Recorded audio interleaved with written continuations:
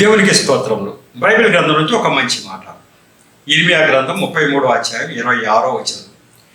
భూమి ఆకాశములను గూర్చిన విధులను నియమించువాడను నేను కాని ఎడల అబ్రహాము ఇస్సాకు యాకోబుల సంతానమును ఏలుటకు అతని సంతాన సంబంధి అయిన ఏలికను ఏర్పరచుకొనక నేను యాకోబు సంతానపు వాడకు నా సేవకుడైన దావీదు సంతానం విసర్జించును. నిశ్చయంగా నేను వారి ఎడల జాలిపడి చెరలో నుండి వారిని రప్పించేదను. ఆ యొక్క ముందు వచనం కూడా యెహోవా ఈ మాట సెలవిస్తున్నాడు. పగటిని గూర్చియు రాత్రి గూర్చియు నేను చేసిన నిబంధన నిలకడగా ఉండని ఎడలా అన్నాడు. ఈ పగలు ఎలా రావాలి, రాత్రి ఎలా రావాలి అనేది ఒక నిబంధన నేను చేశాను.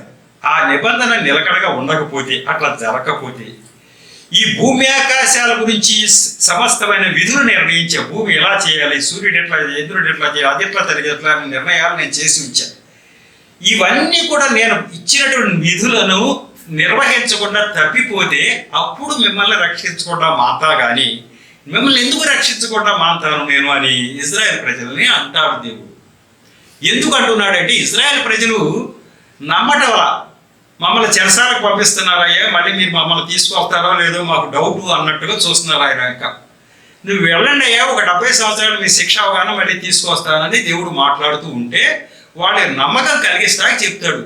ఈ సృష్టినంతని సృష్టించి సూర్యుడు చంద్రుడు సృష్టించి భూమి ఎలా ఉండాలి, సూర్యుడు ఎట్లా ఉండాలి, పగలు ఎలా రావాలి, రాత్రి ఎలా రావాలని నేను చెప్తే అవన్నీ చేస్తున్నాయి కదా. అవన్నీ ఆగిపోతే అప్పుడు ఏమైనా మిమ్మల్ని వదులుతా కానీ, అంటే సృష్టి లైవ్ అయిపోతే తప్ప మేము వదులుతా కానీ, లేకపోతే మిమ్మల్ని వదలని ఇంత గట్టి హామీ ఆ ప్రజలకు ఇచ్చాడు. నేను ఖచ్చితంగా తీసుకొస్తానయ్యా అన్నాడు. దీన్ని బట్టి మనకు తెలిసిందంటే ఈ యొక్క విధులన్నీ నిర్వహించేటువంటి ఆయనే. సూర్యచంద్ర నక్షత్రాలు యొక్క పగలు రాత్రి రావటం అనేది ఆయన మూలంగానే జరుగుతుంది అని ఆయనే చెప్తున్నాడు. ఇదిగో నా మూలంగానే జరుగుతుందని. దేవుడికి మాటను దీవించును గాక.